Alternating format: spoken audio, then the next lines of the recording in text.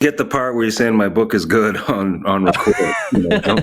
Don't waste that for the beginning chit chat part. Okay. Yeah, I started reading the book and it's really fucking good. It gives me like Dennis Johnson energy plus like Jerry Seinfeld noticing of like various social faux pas.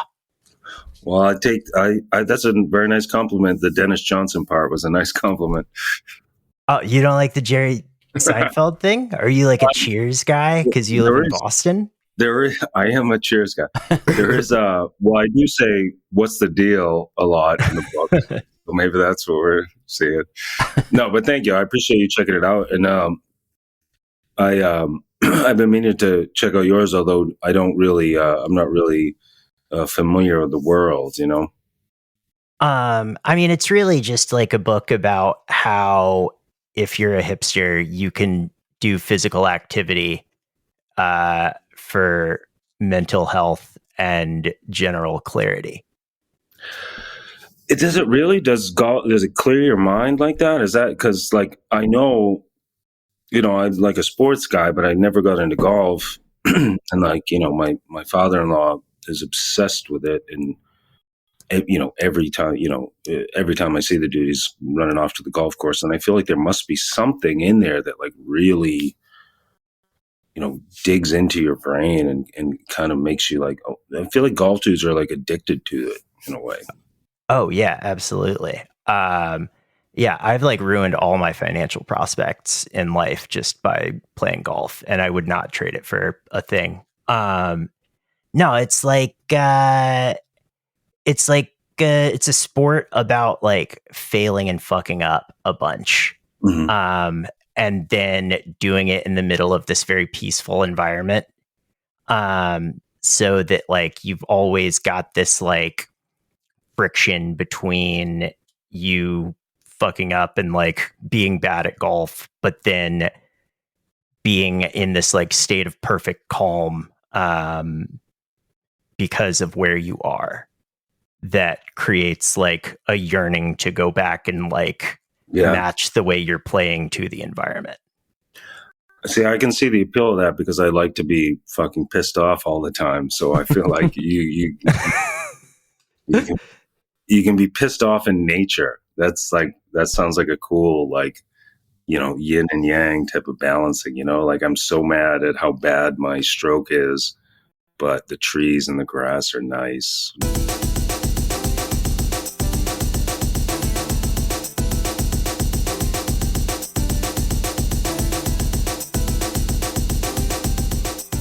Weren't we supposed to be talking about being a hater?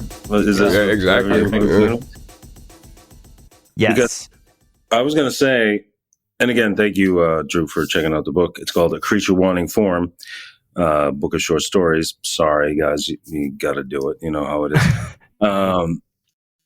I was trying to think about whether or not I'm actually a hater, and I don't want to like step on the flow of the conversation if this is what we're going to get into. But like, I don't think I am,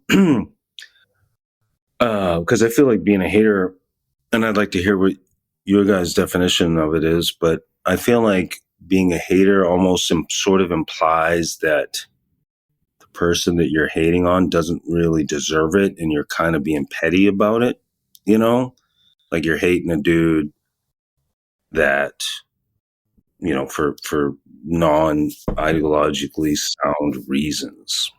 Like you don't like his shoes or whatever. Yeah, something stupid, or or you. I feel like the term hater implies a sort of jealousy in a way, maybe, But tell me what you guys think, and this relates to Matt Iglesias. So, well, actually, regarding your bold claim that you are not a hater, I have a passage from your book prepared that I would like to read to you. Oh, you got this is like the fucking Ricky Lake show.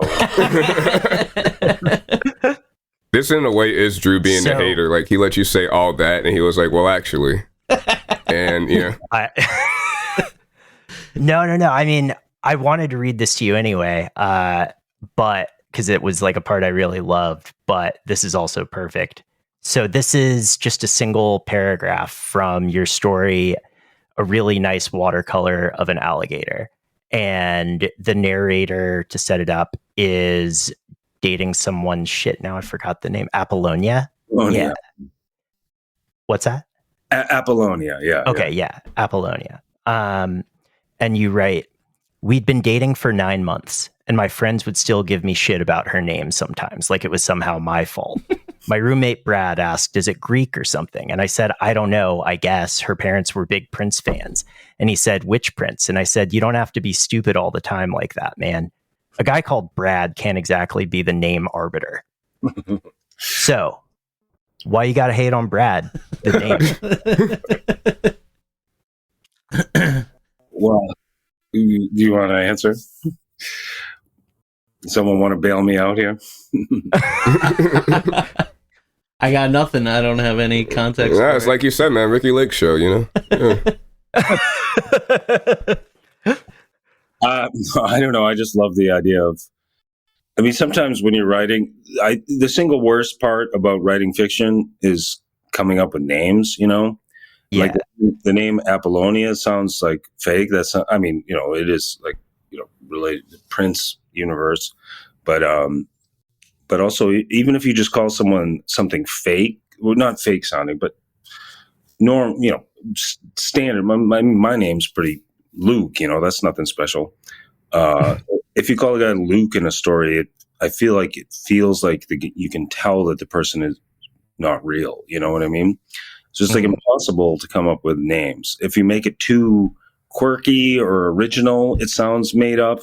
And if you make it too average, it sounds made up. You know, whether it's Brad or Luke or Drew, you know. Yeah, I mean, whenever I've written fiction, I usually just take the names of my friends and just toss them in there and hope that it doesn't get published. The problem with that is that... Oh, go ahead. Sorry. It's also short for Bradford. That's a little annoying. I would hate on it for that reason. Yeah, because Bradford sounds made up too, to be honest. Yeah. Yeah. It sounds made up. Bradford sounds made up, but it also sounds like the dude is pretentious too. You know what I mean? Exactly. Like if you...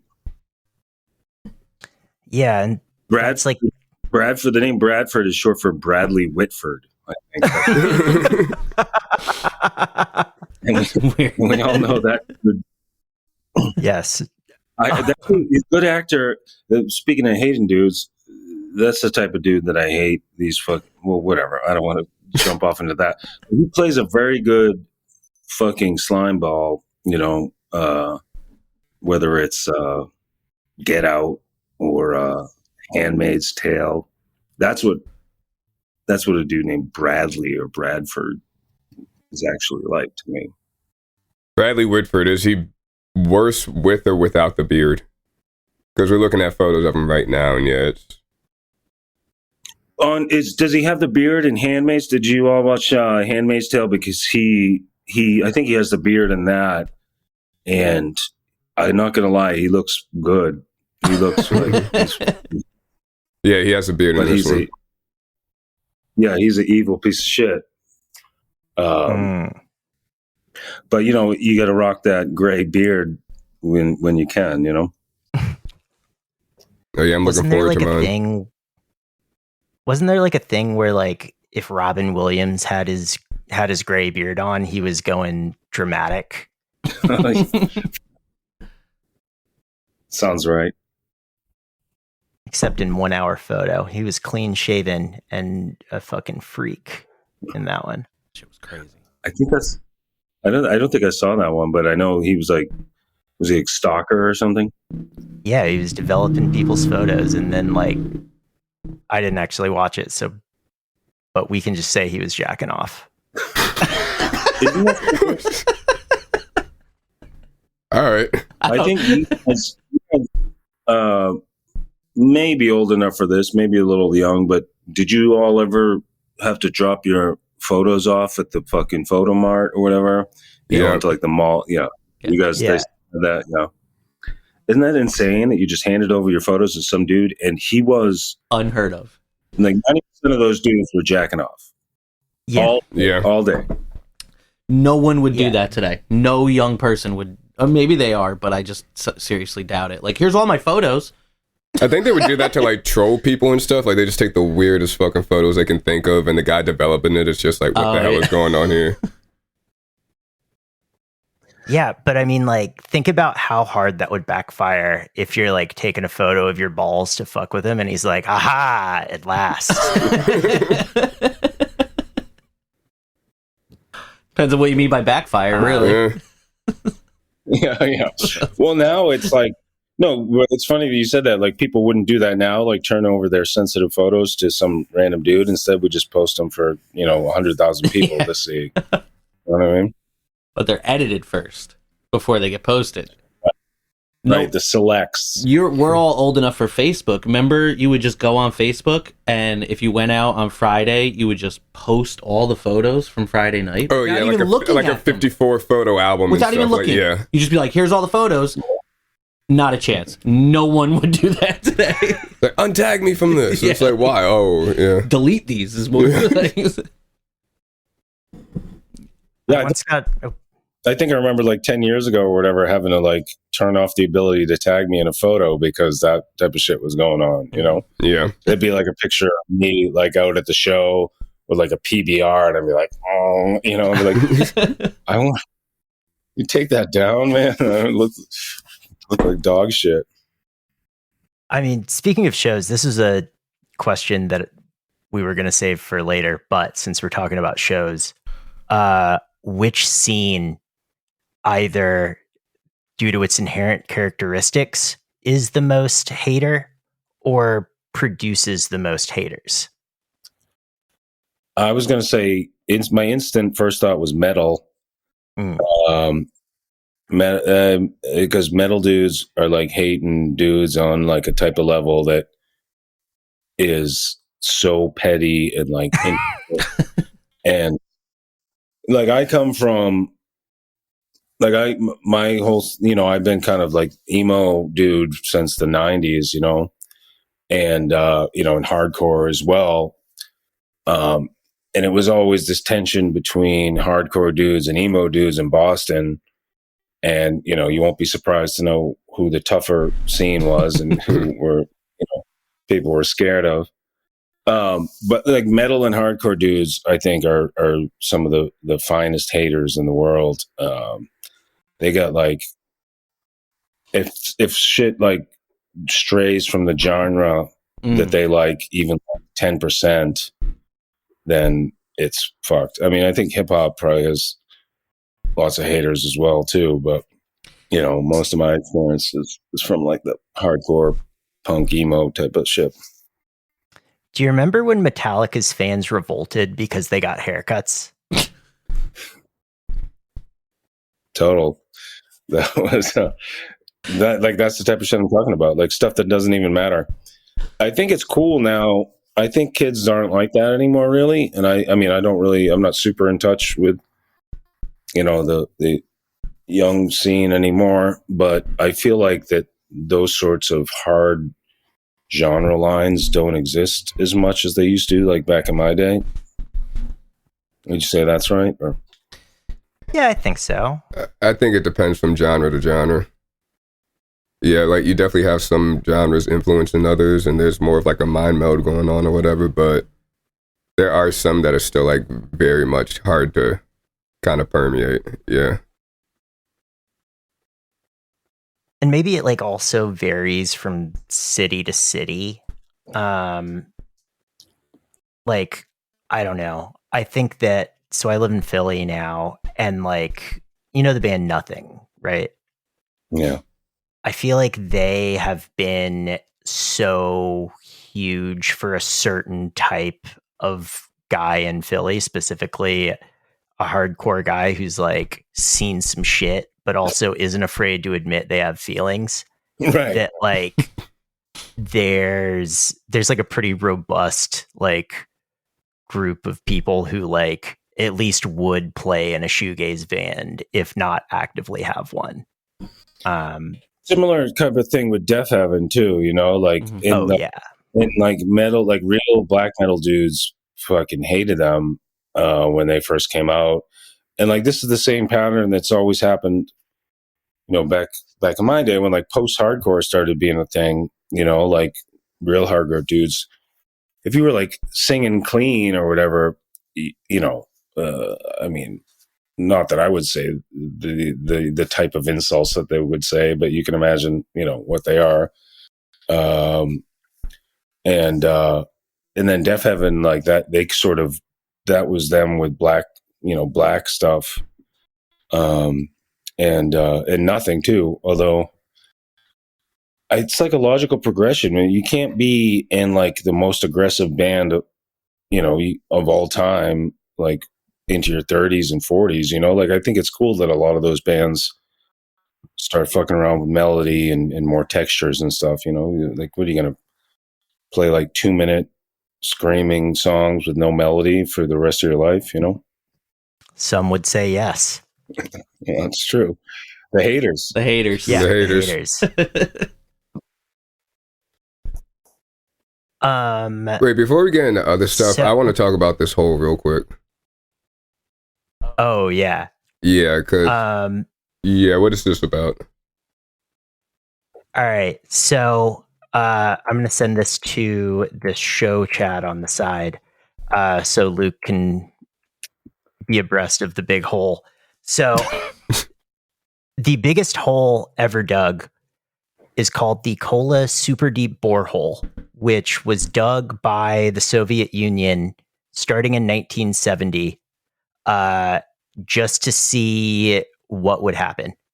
And they didn't stop digging the hole until like the 90s. And it's just a big fucking hole. It's 7.5 miles deep. It's still there. So what And was it's this the biggest about? hole that anybody's ever dug. And they did this just like to do it.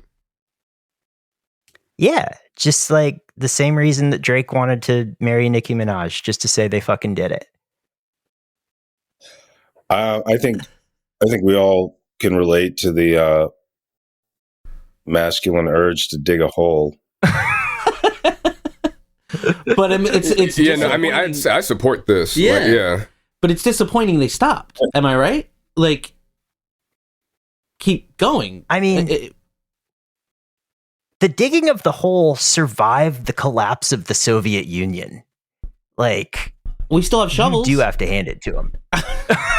Like, keep it moving. Yeah, like No, it's cool to dig a hole that deep, but like, I don't know what do they hope to find, you know? You're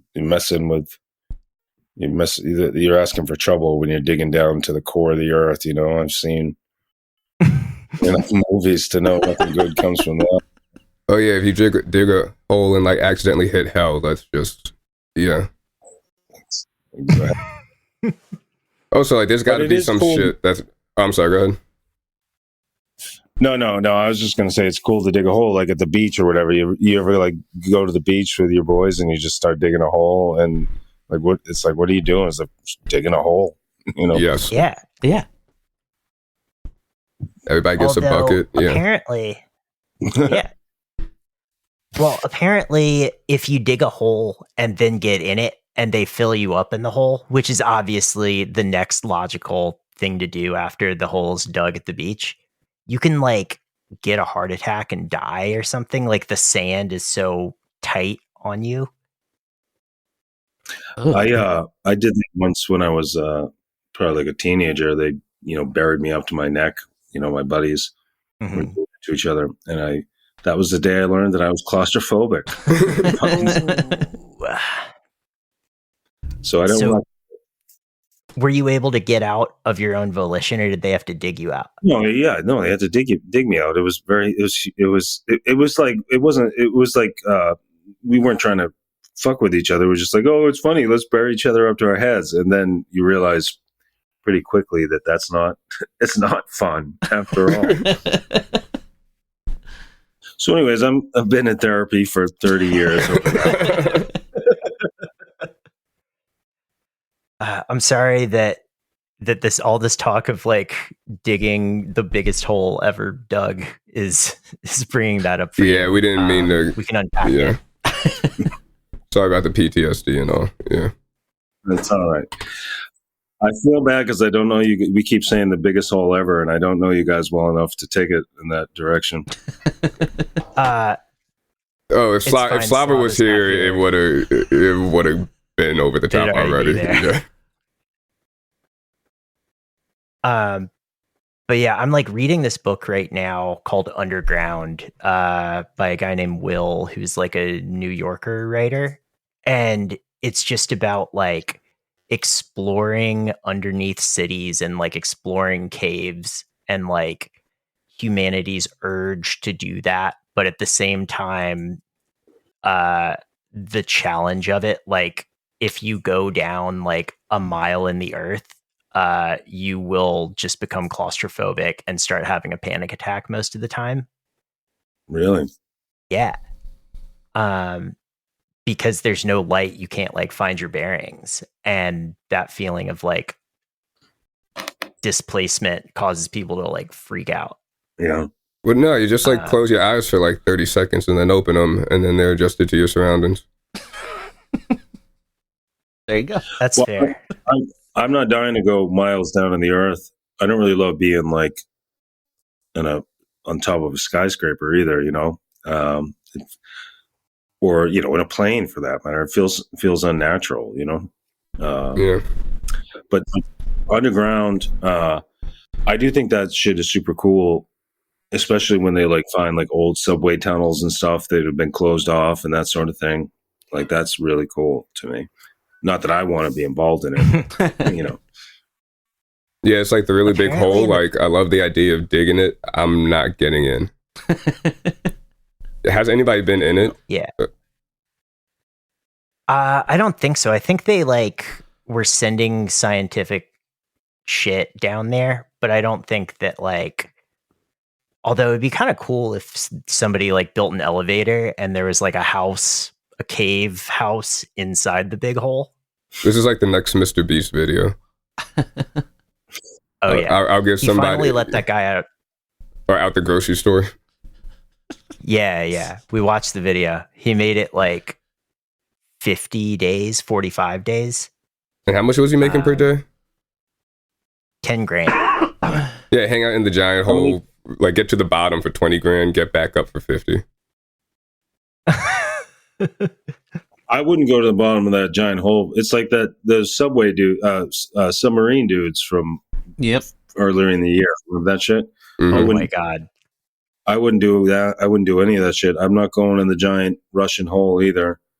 Not for $1 million. Like, I'm not messing around with that shit, man. I go sit in the grocery store for 10 grand a day. That seems like pretty easy. But. Yeah.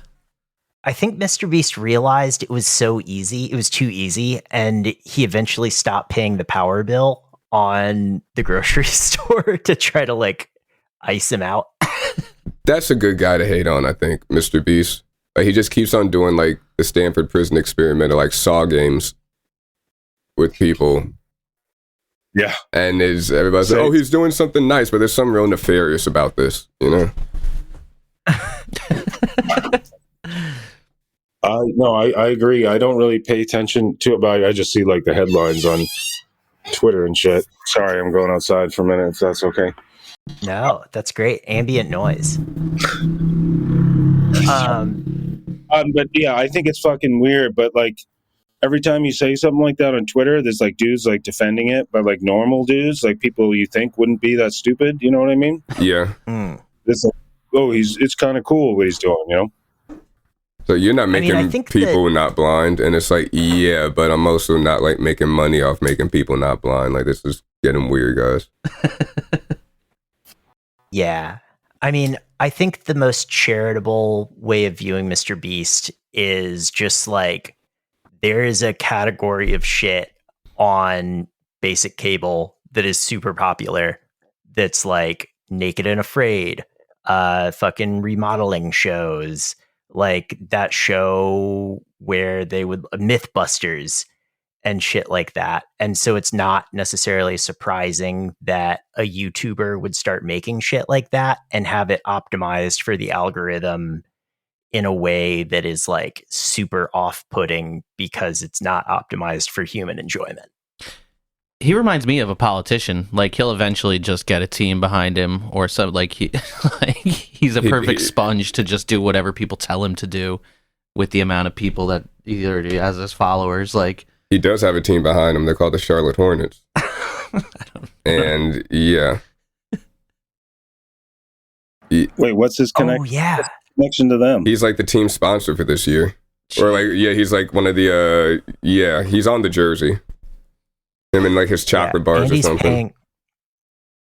Andy's paying Miles Bridges' legal fees. That part's a joke. Wait, who's Miles Bridges? I forgot. He's like one of their better players. He might be their best player now that LaMelo's ankle fell off. And he is not a good guy. He threatened his ex with a gun, and the league suspended him, but they were like, well, you were injured and had to sit out like an approximate number of games to the games that you were going to be suspended by. So you've already served your suspension. Oh, right. All right. I remember this now. I'm still like, I'm only at the point where I'm just paying attention to the Celtics so far in the season. And, I think we can all agree they're definitely going to win it all this year, finally.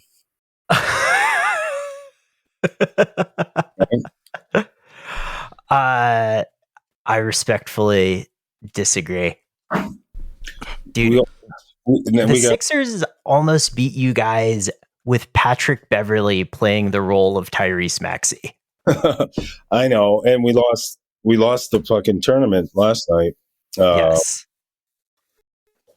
But that, we got Porzingis was out, and obviously he's going to be out a lot, but we just got to, as long as we can keep him healthy for the playoffs, you know what I mean? We'll see in the second round, buddy. You're a Sixers? We're going to take you to overtime and lose this time. So, and then we're probably going to lose to Bucks or Miami or something. What you guys got an NBA team over there? Yeah, I'm a Wizards fan. Oh, where? Yeah.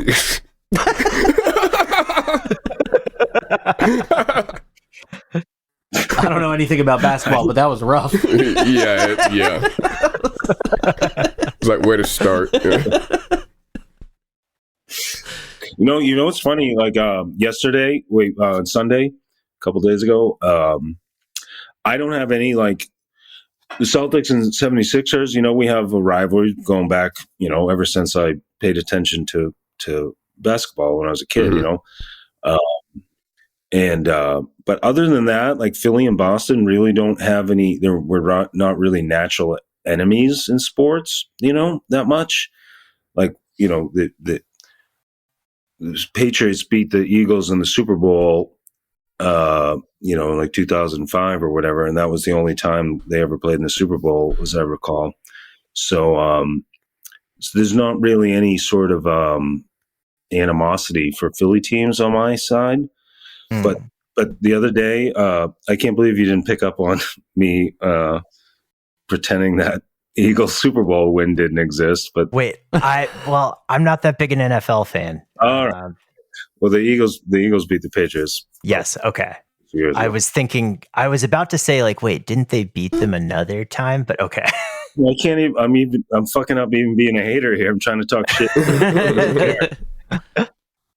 Well, I think that Philadelphia and Boston are sort of similar cities in that they're deeply historical, and they are full of like angry, drunk, like ethnic whites.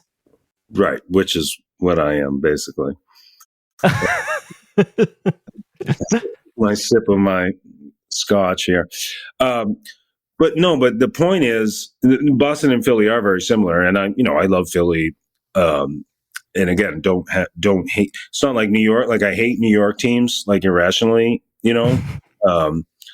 but the other day, like the Patriots, I don't know if you guys don't pay attention to the NFL, you must at least have heard that the Patriots fucking suck so bad this year that it's like insane. Oh, I've heard as much. Like 2 and 10. Ooh. And Bill Belichick is still doing his bullshit, press conference routines where he's like spitting and snorting at the reporters and not answering anything. It's like, dude, you can't. That shit was cool when we like won the Super Bowl every other year, but you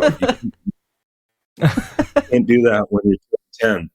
But anyways, to wrap up this bad story, I decided I'm just going to start hating the Eagles because the Patriots are so bad. That's fair. And the Eagles are doing so good. I just decided, fuck it, I'm going to like just start hating a team, that I have no real reason to hate. Did you start hating them on Saturday or Sunday morning? Sunday. I hated them. Started hating them Sunday evening when the game was on because the Patriots had just lost 6-0. Okay. That's such a shitty score to lose by in football too, man. Yeah. It really is.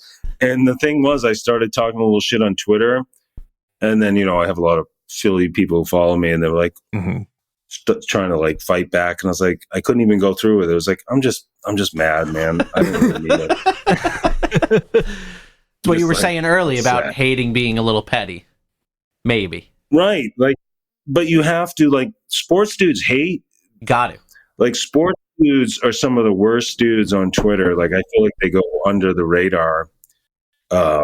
Especially the ones that like constantly reply to like the big sports reporters and stuff. Oh my God. Yes. And it's so weird.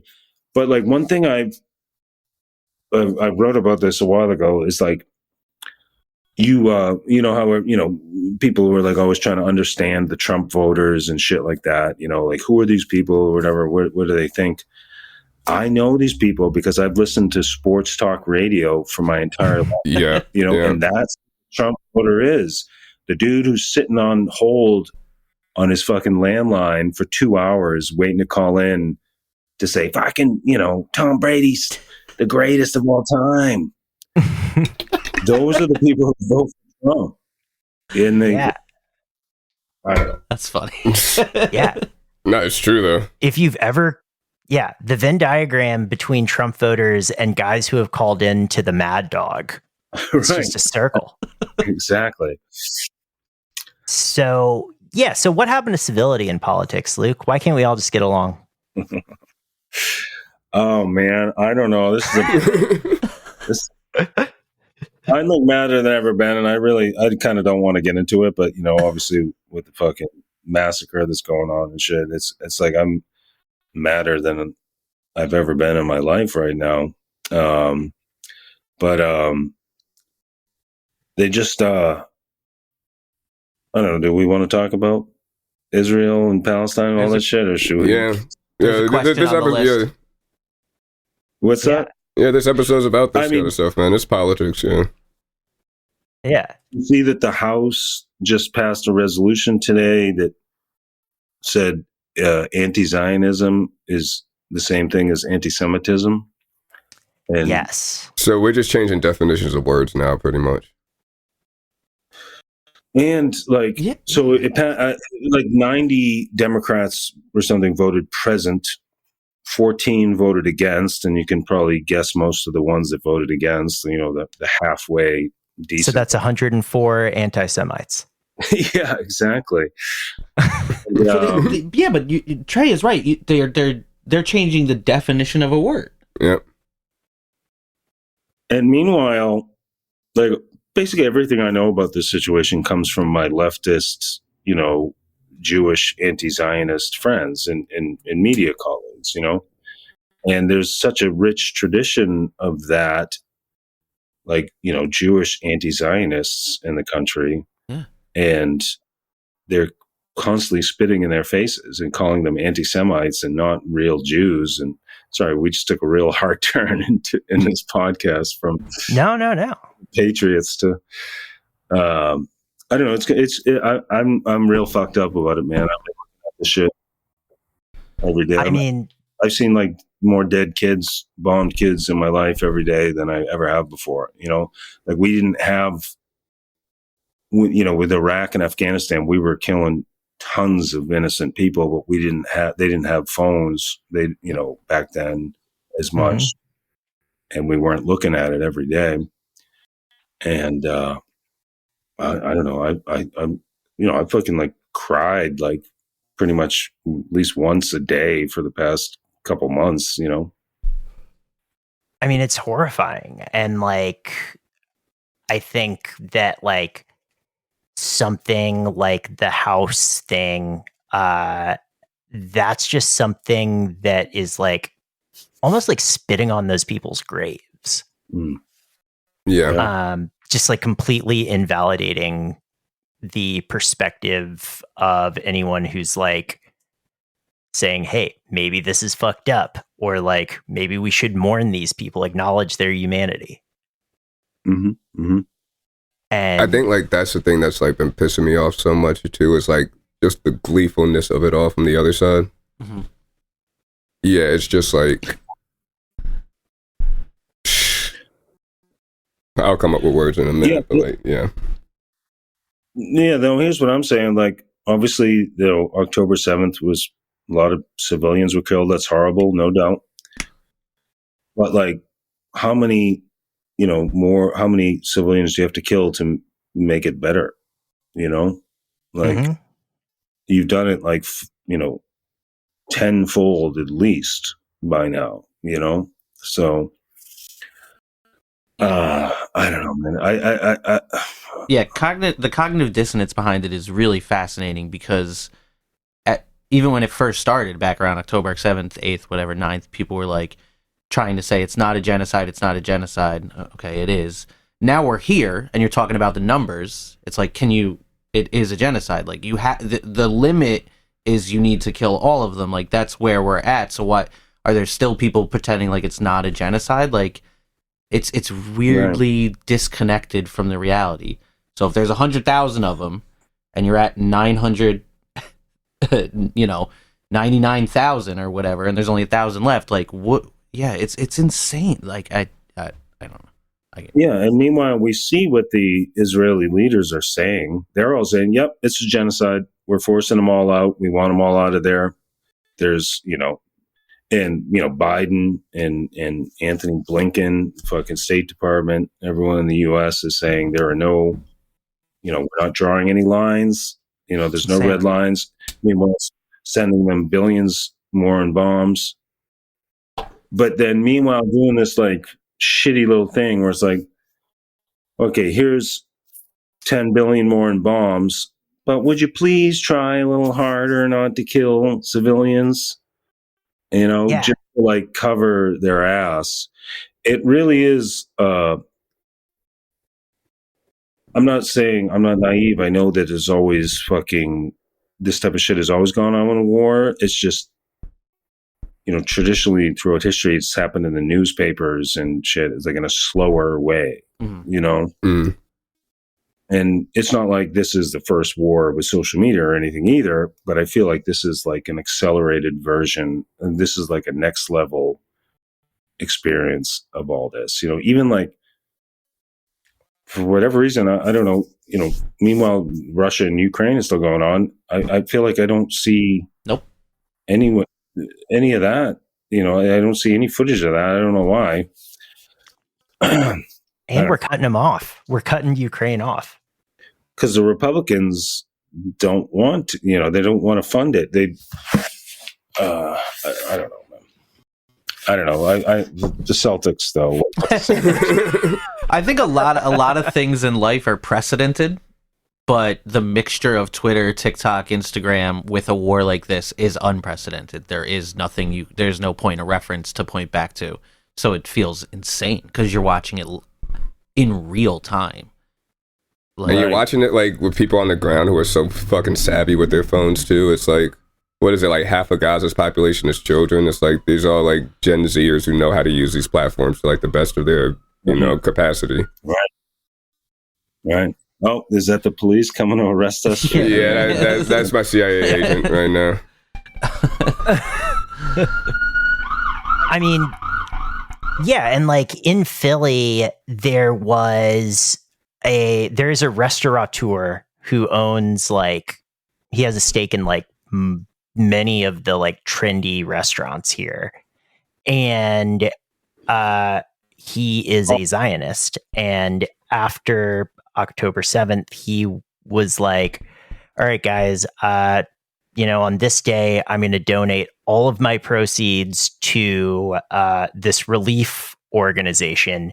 And somebody Googled the relief organization and was like, "Oh, this is like a organization that directly works with the IDF. You are donating your like donut money to the IDF." And so he got. Is that the one that people were protesting outside of, and everyone was so upset about? It's like, oh, you're protesting, yeah. And so that was a thing. And also, he has a falafel restaurant that is like, we are an Israeli falafel restaurant, and like, like cuisine. Man. Yeah. The origins of something like that falafel is like a Palestinian food, and they're just like, no, it's not. And so like people were protesting this thing, and then like John Fetterman, Josh Shapiro, lots of the damn Dems were like, I can't believe they're just protesting this man's restaurant just because he's Jewish. So did you protest like, Hamas? And it's like, what the? I know. How would I protest Hamas, you fucking ding dong? Yeah. It's crazy. Yeah. I think I'm just going to start telling people I'm pro Hamas. Like, good luck. Yeah, we're all on the siren's about to come back on tenfold. Yeah. Well, I did say I was going to get canceled for being on this podcast. No, I here's a dude I hate, John Fetterman. Fuck that dude. What a loser. That dude, the fucking blood clot should have got his ass. That dude. I never seen a dude. I saw him on some CNN or whatever it was today, and the anchor was like, "Do you know?" But they're actually doing kind of the type of kind of good job you do when you're on cable news. Like, but do you think that Israel has committed war crimes of their own, killing all these civilians, 7,000 women, 5,000 children? He's like, no. Oh my God. I do not think that. Man.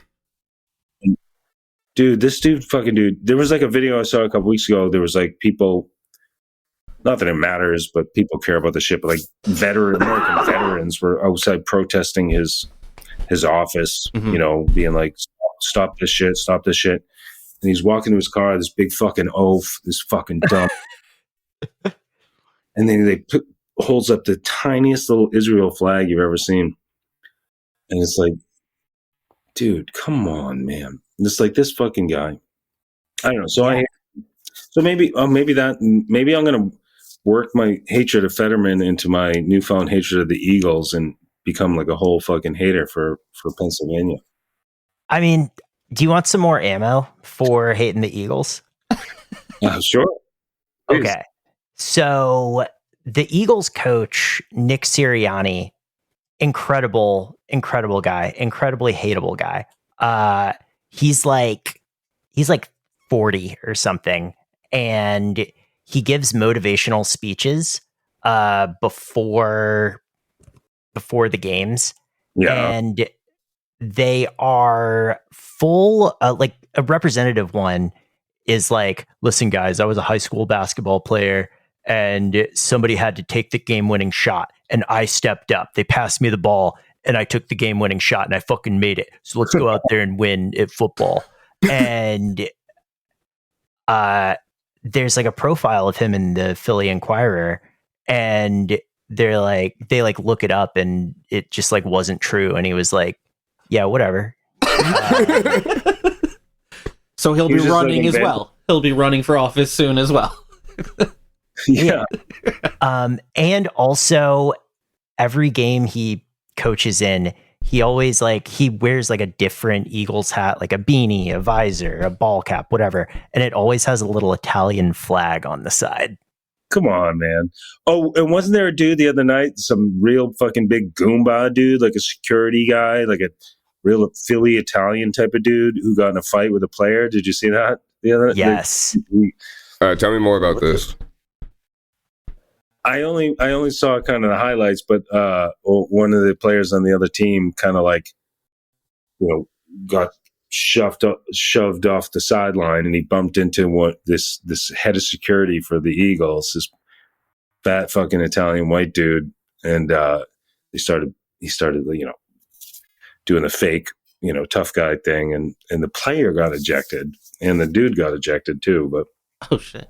That's some real Italian excellence. Is I can beat up a professional NFL player. I love people like that. Yeah, who is literally wearing armor right now. Those people who are like, oh yeah, no, I could fight a gorilla. Like I think maybe not just me, but 5 people, 5 humans could fight a gorilla and win.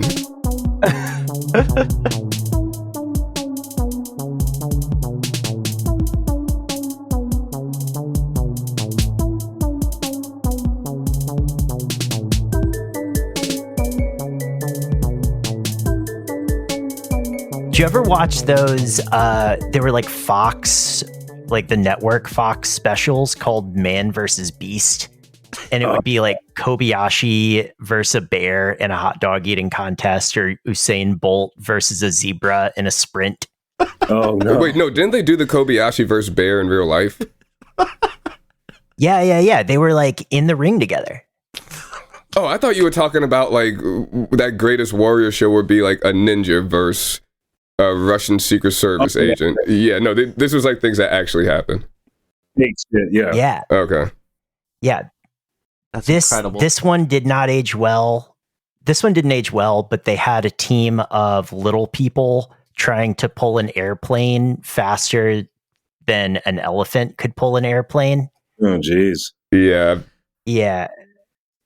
Who won? Yeah. I think the little people. This show trafficked in stereotypes and animal abuse. It was a huge hit in 2005. Sounds great. I mean, I feel like it's probably been scrubbed from the internet, but I think that my dad has an old TiVo in our basement that it still probably is on. So okay, we can dig it out. And I knew about Kobayashi and the bear because it came across my Instagram timeline. So there are parts of it. Okay. Yeah. This heartens me. I've never seen Kobayashi look so defeated.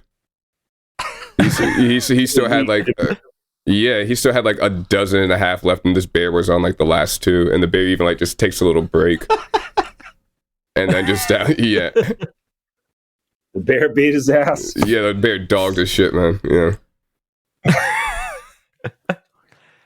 Yeah. So, oh God, there was the thing with the sprinter versus the zebra. I'll never forget what the announcer said. The announcer said, they had a keys to the contest graphic, and the announcer repeats this one. It was, in order to win, the zebra has to know it's in a race.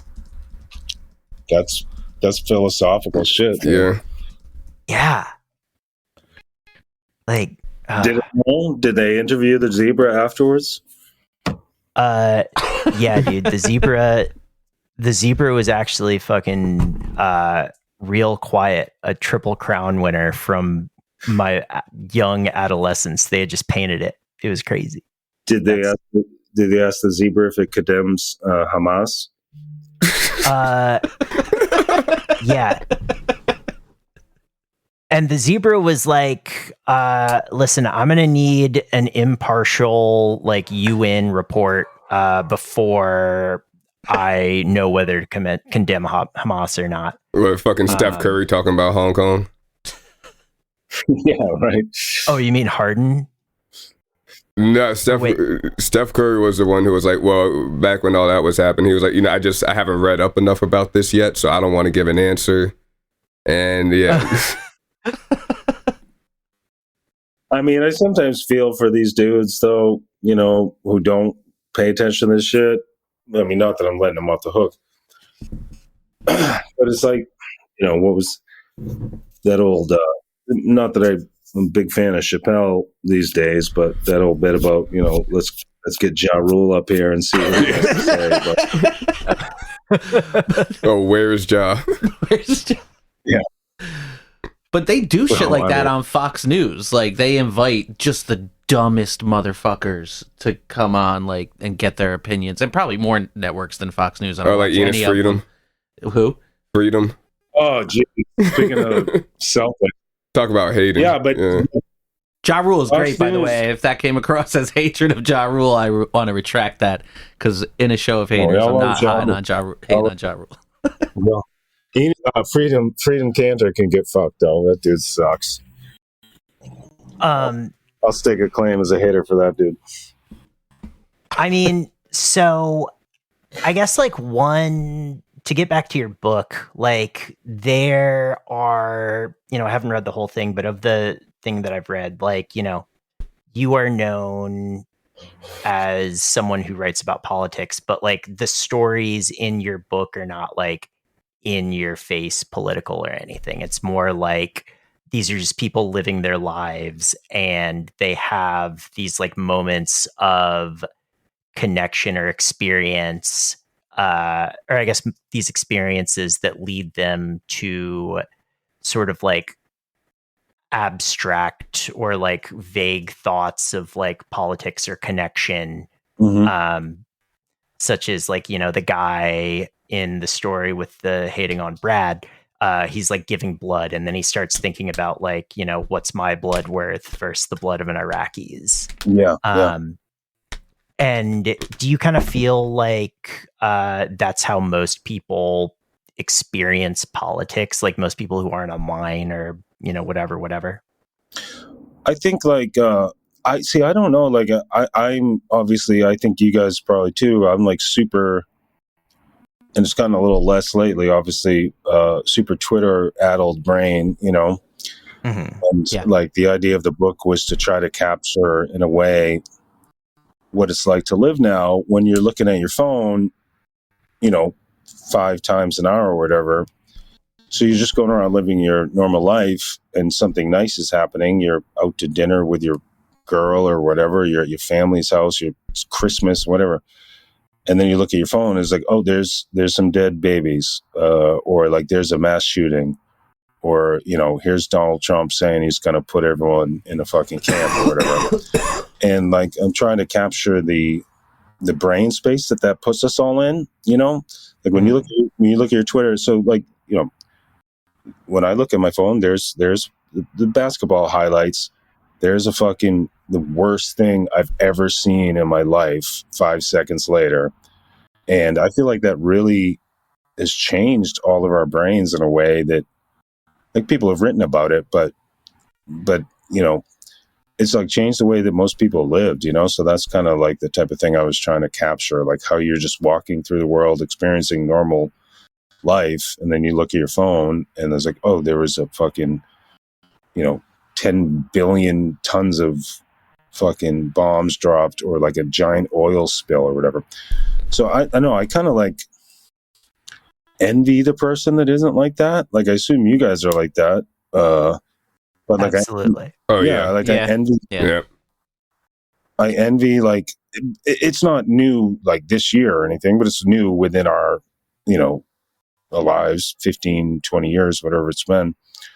I think that one thing that's unique is that people our age, at least I think we're all of similar age, we lived both lives, meaning we had a really formative, full life before the internet, or at least the level that the internet is now.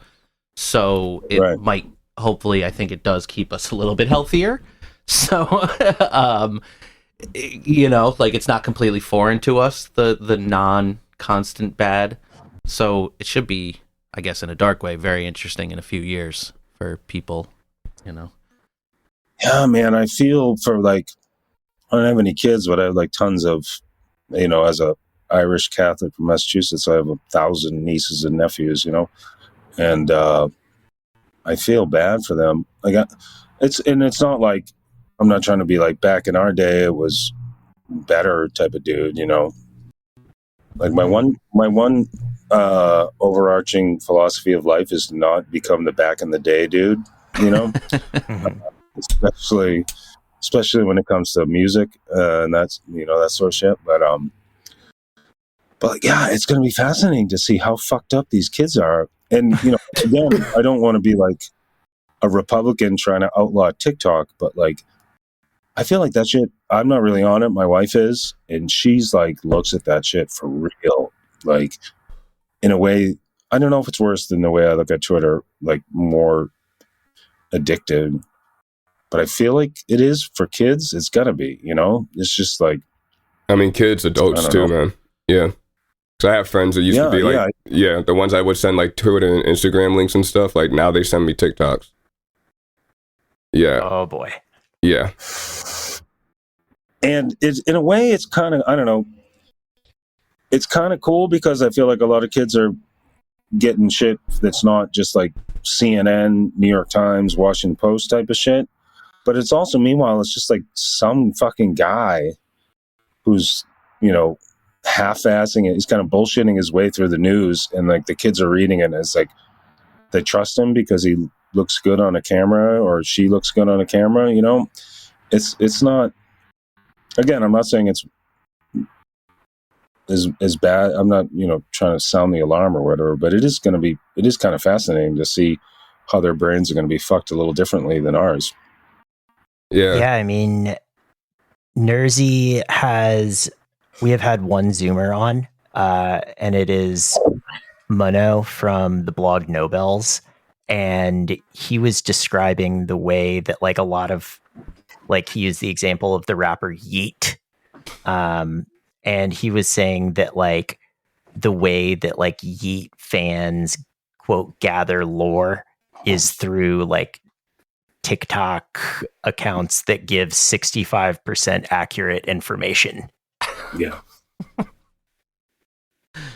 Crazy. Yeah, I mean, but at the same time, like I could sit here and be like, you know, the old dude who's like, you can't take your news from some YouTuber or TikToker or whatever. But like the people my age, like the real big boy journalists, they're not exactly bathing themselves in glory these days either. You know, Yeah.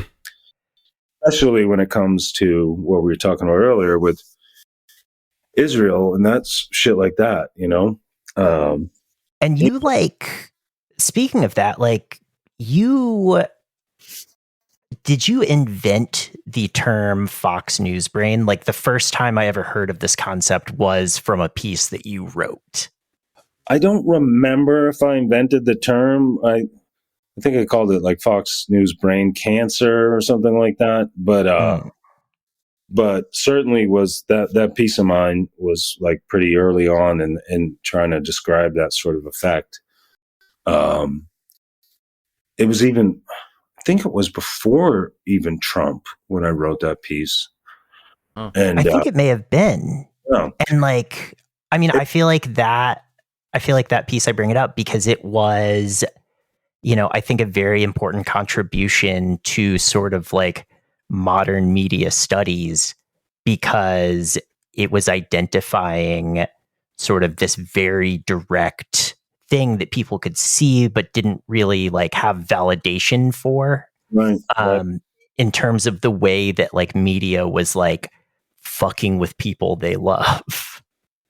Yeah, I mean, it came about because like it's weird because my mom definitely watches Fox News, but she's also like not fully in, you know, like I don't think she likes Trump.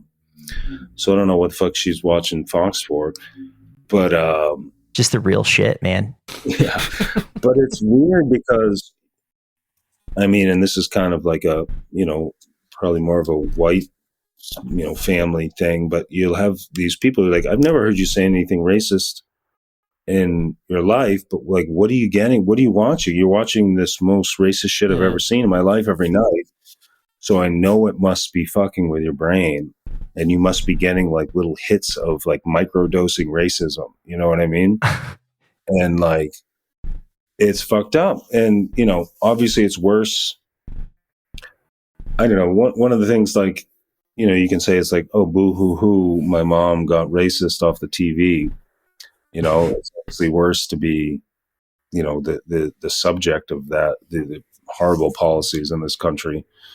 But it still is like an unmooring thing for people. And so many people, like I interviewed dozens of people who said this, like, oh, my dad was like the nicest guy. I never said anything hateful in his life, but here he is sitting there every night watching Tucker Carlson. You know, it's like fascinating. I mean, you know, I don't know. Maybe I'm kind of being too forgiving of it, but I do think that they if you fall for that, there must be something in you that wants to believe it, you know, but they're very, very effective propagandists, and they're really doing a good job of like weaponizing that latent shit that's there inside of a lot of, you know, white people, you know? I mean, I think that like, go ahead, Trey. I was just going to say, it's that kind of stuff does happen in like non-white families too, but it's not really, well, from my experience at least, it's not really racism so much as like pretty much any other kind of ism could be up for the, and actually probably racism in some of them too, but like, yeah, it manifests itself in just like different ways. Like somebody says something weird about trans people or whatever, and it's like, hey, yeah. Is that like misunderstanding, or is that like you really just like, yeah, because that's not the side I assumed you would have been on. But yeah, you know, definitely the trans stuff is definitely across the board. You know, whatever race, and also, you know, classism shit too. I'm sure like they do this with, you know, all different types of people are susceptible to that. You know, whether it's homeless people or like drug users or stuff like that. The right wing media, and even like the fucking liberal media, New York Times or whatever shit like that. There's been this whole concerted push the past few years, you know, Democratic mayors and everywhere, San Francisco, Boston, you know, even like the liberal cities or whatever, this concerted push to demonize homeless folks. And it's like whipped people up into a frenzy, like suburban folks are like, I'm not going to go to the city. There's crime everywhere. And it's like they've managed to equate poverty, like visible poverty, with a threat to you as like a upstanding taxpayer. Oh, you know? They make cities seem like the movie The Warriors. It's crazy. Yeah. Mad Max and shit, Escape from New York or whatever. And meanwhile, any of us who lived in cities, just like most homeless folks are just there chilling, like trying to get through their day. You know, it's not like, but they've made them out to be like this zombie horde that is coming for you, you know, and that's why we have to, I don't know, outlaw books that say the word gay in elementary school. But yeah, everyone's. I mean, the sad thing is everyone is, receptive to propaganda, and except for me, the one guy who.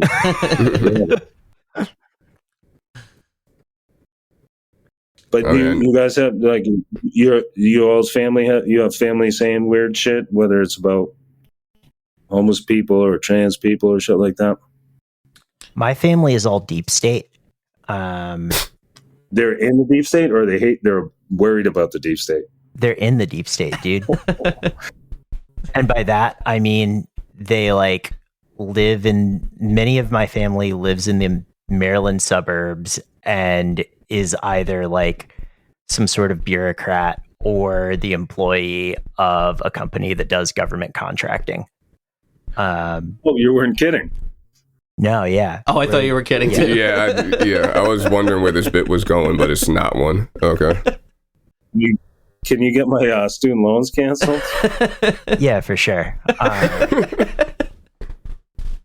My parents stayed normal throughout but my uncle aunt and uncle went Fox News brain. Totally normal. Like they, to me, never exactly what you were describing. Just never even really thought about it. We were never super close, but they seemed normal like my parents. And then through 2015, 16, the transition, I'm like, they're voting for Trump? And they're like, yeah, it's kind of weird.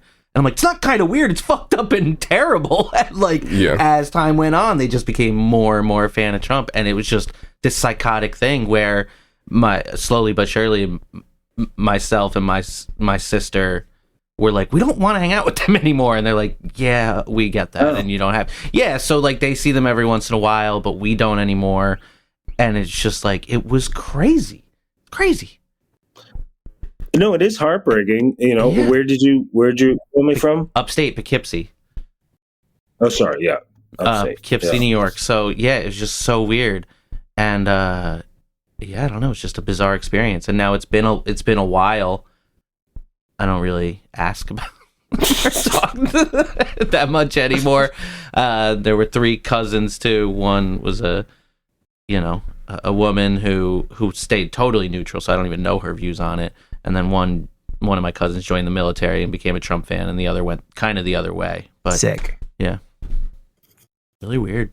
Yeah. Trey, do you want to ask Luke about Kissinger? And then we can let him go. Yeah. So, what were your thoughts on Henry Kissinger, first of all, before, Well, I thought he was a brilliant statesman who practiced the art of statecraft and, played a crucial role in many decades of American foreign policy. So he was great at cultivating international partners. No, he obviously, I'm kidding, but that dude is like the epitome of, like my thing is called Hell World, and like I cannot think of a more fitting mascot for if you were trying to describe what Hell World is than that dude. Prolonging Vietnam, fucking bombing the shit out of Cambodia, and then there was never a war that the dude didn't want to get America involved in. And it's like similar to what we've been talking about with this other war going on. It's like, I don't understand how you can enact so much suffering and be so bloodthirsty and cause so many hundreds of thousands of deaths. But if you do it in like through the proper channels, you're still welcome in polite, powerful society. Right. But meanwhile, if one of us robbed a dude and killed him or whatever, maybe by accident, it's the worst villain you could ever imagine to these people,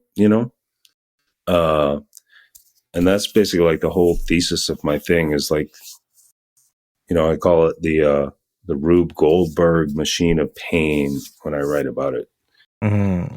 How, whether it's lawmakers, politicians, whoever, you set a series of things into motion. You drop the ball on the thing and then you walk away and it goes through all the thing. And at the end of it, someone dies.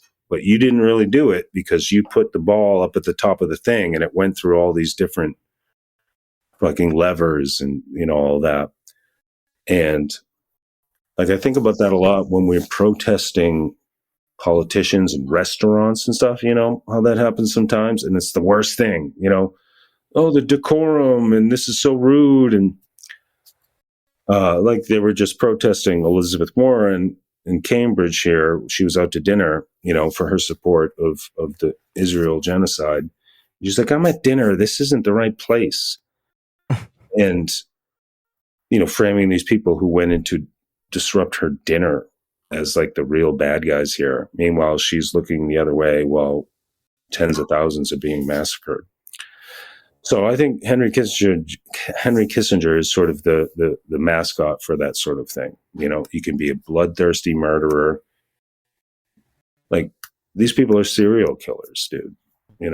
They're and like literal serial killers, but they don't even have the fucking balls to like chop the people's heads off themselves. I almost respect a real serial killer more. I will never forget that Obama once said of his drone use, or like him personally approving drone strikes. Quote, "I'm really good at killing people." And he's the hero of liberals to this day, you know, palling around with Bruce Springsteen. He solved racism, man. Yeah. How could you not like the guy? Yeah. Will admit I did fall for that dude for, you know, about 5 years or so, though. I was all on board. We all did. And anyone said who didn't might not be lying, but they most likely are.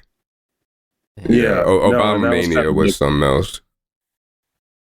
That was kind of my turn from, you know, I've always been kind of like a progressive, you know, whatever.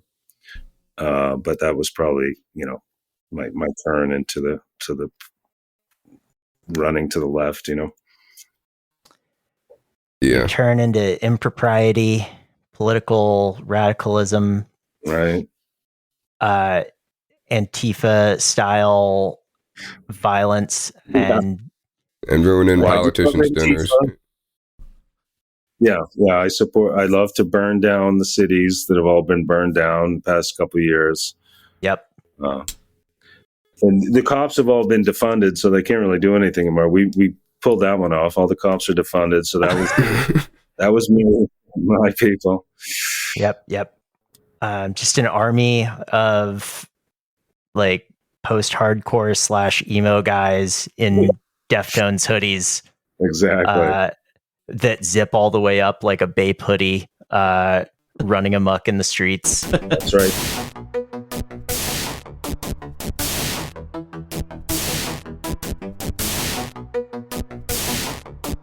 But anyways, Luke, we will let you go. Thank you for coming on Nersey. This has been a wonderful episode. And I just have one final question for you. Yes, Do sir. you remember there was once a pile of snow in Boston that lasted from the winter until July? I do. Was that pile of snow a hater? I think that the pile of snow was more like the symbolism of Boston's natural hater energy. It's like, fuck you, I'm not going away. I'm sticking here. Oh, fuck your mother.